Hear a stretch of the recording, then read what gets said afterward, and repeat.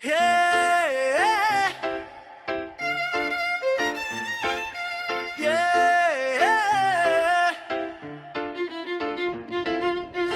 Cylinder காலிடா, பைக்குல petrol இல்லடா. உலகத்துல யுத்தம் நடக்குதே, சாதாரணவங்களுக்கு அமைதி இல்லடா.